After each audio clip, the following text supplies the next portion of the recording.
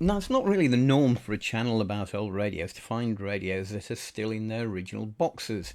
But I have three such things, and although none of them really need any work doing on them, I thought we'd take a look at them. We have this Ferguson 3189, which is from the 1970s. We have this Pye TR 4120. It doesn't quite say the manufacturer on there, you have to turn it upside down. So Pye TR 4120, which is from the 1980s, and this Boots. You wouldn't have thought of Boots as being a manufacturer of radios, would you? So I'm not sure actually who did make this, but Boots, being a chemist, I suppose you could, if you're going on holiday, you could pop in there, and while you're picking up your sun cream and your Imodium, you could get yourself a radio as well. So we've got a Boots RX100, and this is from the 1990s. So let's get them unboxed and see what they're like. Right, we'll start with the Ferguson. This is the biggest of the three, really. It's a little manual with it, or operating instructions, rather rudimentary. Not much to it there. Pretty much tells you it's a radio, you switch it on and off, you tune it in order to get stations, and that's about it. And some helpful service information here, just in case it breaks down. So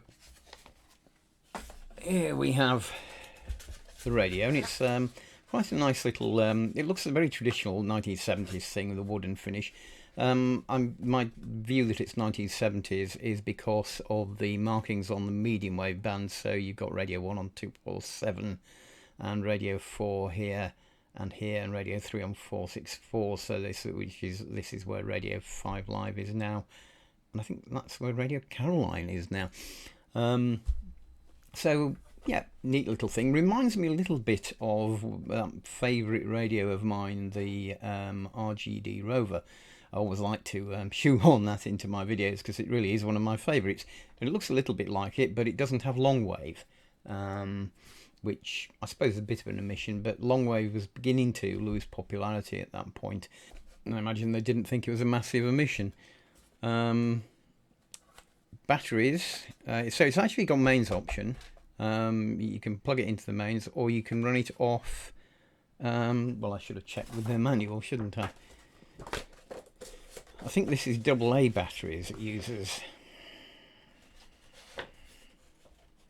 Yeah, four AA batteries. So we can try that out, I suppose, or just plug it in the mains and see what it sounds like.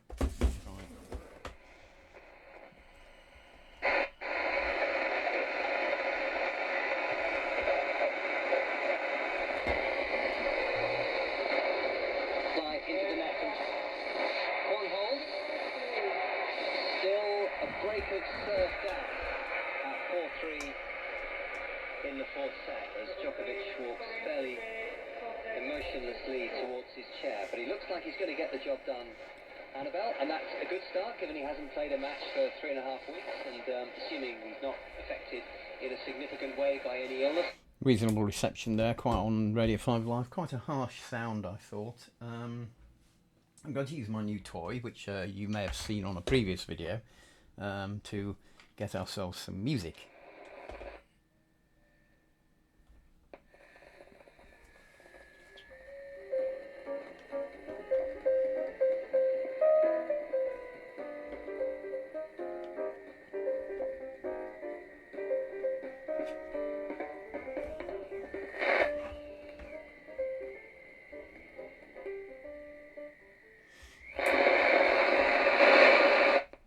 Let's remember to switch that off before switch that off in the future. So not particularly brilliant sound, but not. Let's just try it on FM and see what we get there.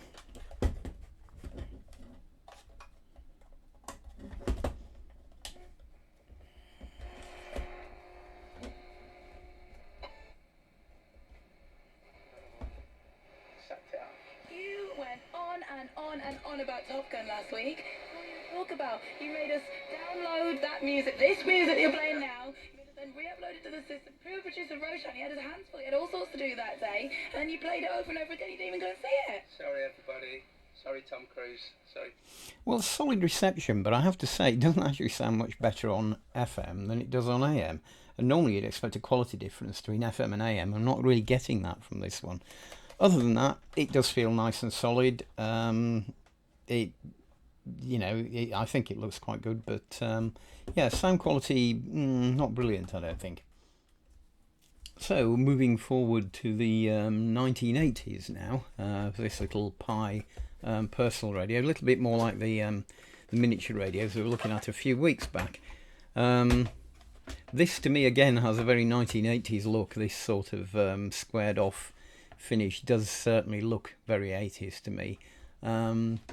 This one is made in Malaysia. The previous one, the Ferguson one, was made in Korea. So we're certainly way past the age of British-made radios, even if they got British brands now. This one has long wave, medium wave, and FM, and again takes 4 AA batteries. There is no option for mains power here, which is not entirely surprising. I don't know how you fit a mains transformer in there. Although, is there a separate power socket? I don't really see it now. So there is no option for mains power or even via an adapter here. You just have to put the batteries in. So let's get that done and see what it's like. Well, I have to say it was a bit of a struggle getting the batteries in. It was a very tight fit. They'd have been better off using AAAs, I think, given the amount of space they had, although obviously wouldn't have had as much battery life.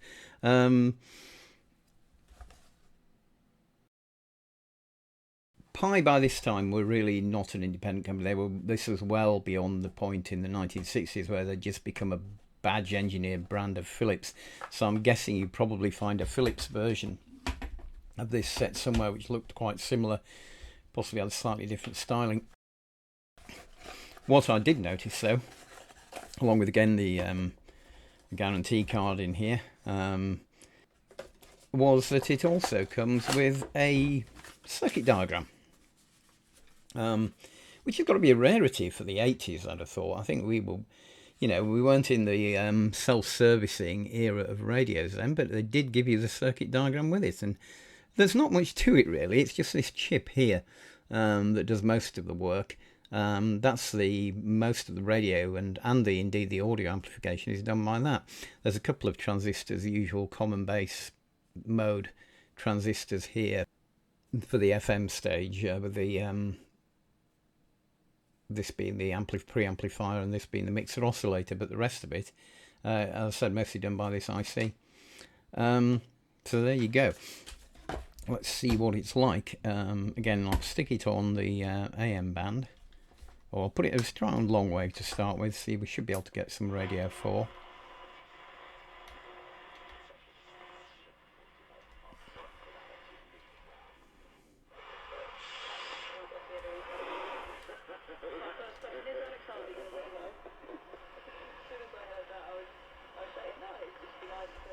Yeah, so we can get that medium wave.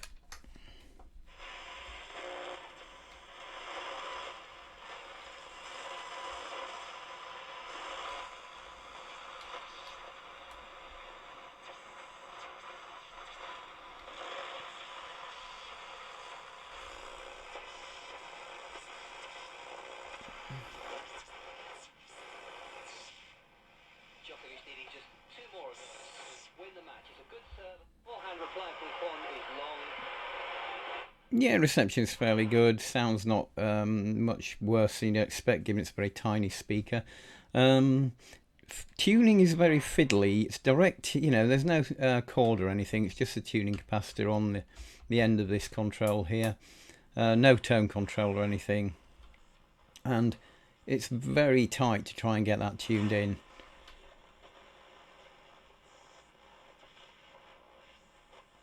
It's really quite fiddly. And that's, pretty strong station, but quite difficult to find. Let's just go back to our local station here, see if we can find that.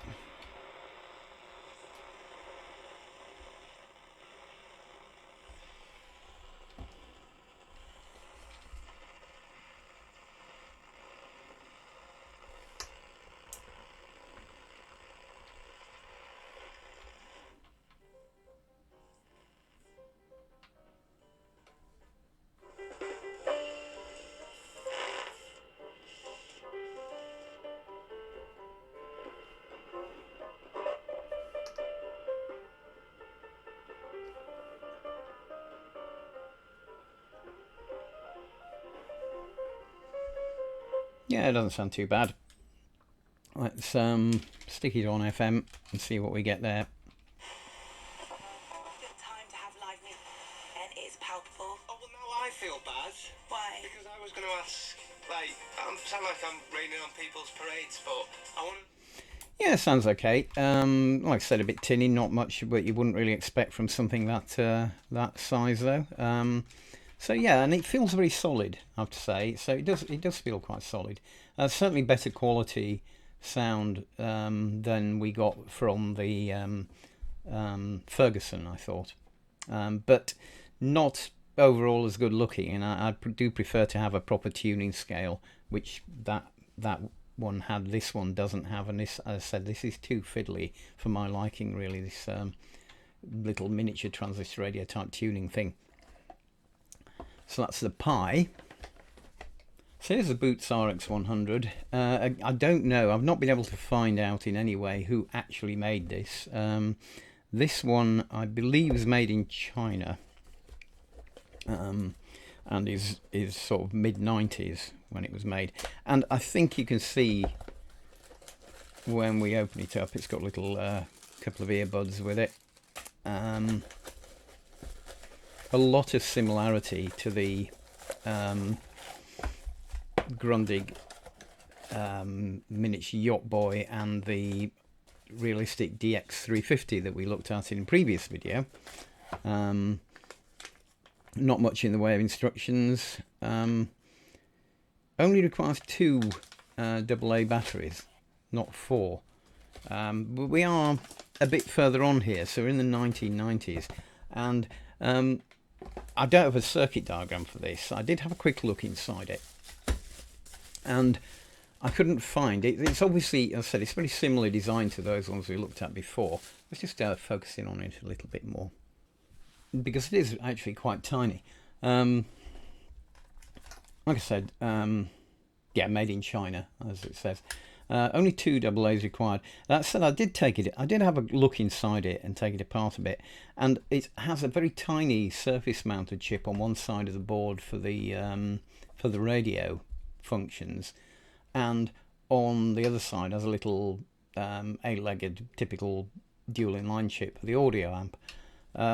So I'm guessing that because of surface mount technology in the 1990s, you didn't need as much power consumption as you would. You get away with only 2 batteries. Less. I'm just gonna...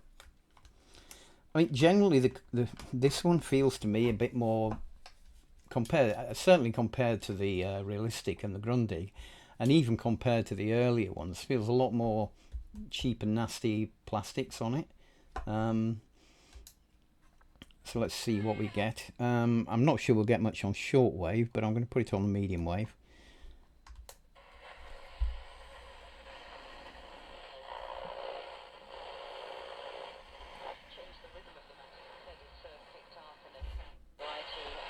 It was a real tussle, and there was that dangerous moment where he was making a great point and came up with an unbelievable second serve, which was a little bit of a roll of the dice because it was very close to... So that's pretty good on medium wave.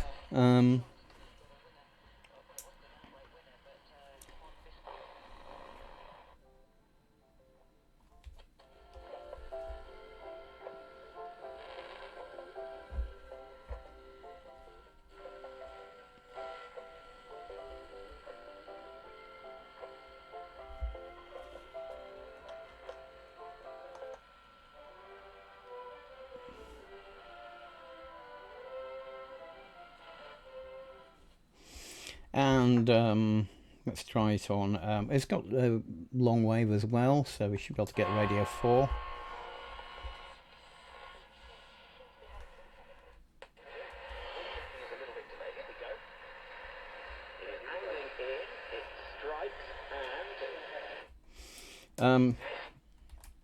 Yeah, it feels okay. I'm not going to try the shortwave things. I will give it a go on FM and see how we get on there.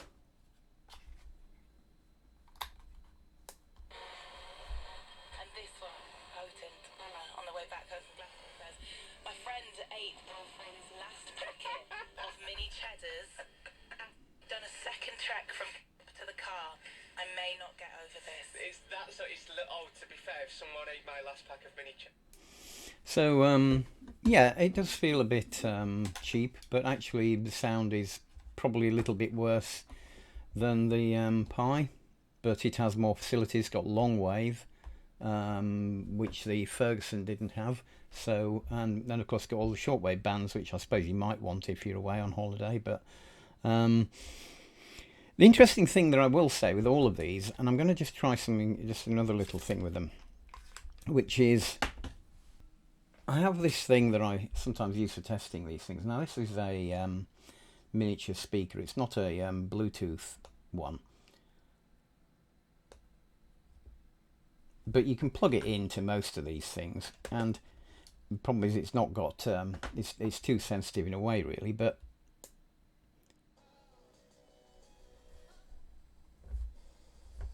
Mickey and Minnie, magic is yours at Walt Disney World Resort in Florida. Book your 2023 package by the 27th of July and receive up to $1,200 dining and merchandise credit per room. And you can see the underlying quality of the radio is okay. This actually sounds pretty good when you plug this into it. So it's just the speaker and the audio parts of this that let it down. Hotels for selected 2023 arrivals only. Conditions, exclusions and length of stay requirements apply. At Talk Talk, we're helping the nation to save money on their broadband. If you're out of contract on your superfast fibre, you could save Other thing I'd say about this LED is on all the time. Don't know if you can quite see that there. I thought it would be like a tuning indicator, but it's not. It's there all the time. I don't think it'll consume a massive amount of power. But like I said, sound quality here is actually pretty good once you plug a different speaker into it. And so presumably would be so on the headphones as well, although I haven't tried it with those. The cab arrived to go to the... Anyway, so that's to say she was angry, but I don't remember her being angry. The next time I sort of woke up, I was just in Mykonos. Again, the underlying quality of the RF is quite good, really. Again, let down by the audio stage, even more so than the other one is. And I suppose we ought to, for completeness, try that with Pye. Listening on BBC Sound. BBC Radio 1. So, yeah, all of them have pretty good quality when you put them through this little speaker. So my advice is, if you've got an old radio like this, get one of these tiny speakers. I think this is quite good, actually. As I say, it's not a Bluetooth thing, just plugs into an earphone socket. Doesn't really work properly on the Ferguson one because the Ferguson one has got a mono 3.5mm jack on it, so they didn't have stereo headphones then. By this time, they'd expect people to have a stereo pair of headphones, even though this is only a mono set, so both sides are wired. So you can't quite get it to work on the Ferguson unless you just sort of fiddle around with it and half put it in and half pull it out. Nevertheless, yeah, I think it's an interesting comparison between these three. Of all of these, to me, the cheapest and nastiest looking one is this one here. The Boots RX100, made by anonymous Chinese manufacturer. But actually, perhaps not unusually, this actually comes out, to my mind, best, and actually has the best sound when you do put it out separately. So this one, I think, is actually the best of the three radios. If I was looking from my point of view as a an old radio connoisseur, I would have obviously liked the Ferguson to have won because it looks like a proper old radio of the sort that I know and love. But the sound quality on this is pretty awful, which is a shame because the build quality feels pretty solid, really. So this one comes last, I think. And again, this one looks reasonable build quality, doesn't quite hit it as much in terms of sound and sensitivity, I think, as the Boots one. And the Boots one, like the Ferguson, has a proper tuning dial that you can tune in. You're not having to fiddle around trying to get this within 0.01 millimeters of the station that you want. So, yeah, they all disappoint in different ways. Well, it's a very quick review of three cheap and cheerful things, but yeah, I'm going for this one as the winner.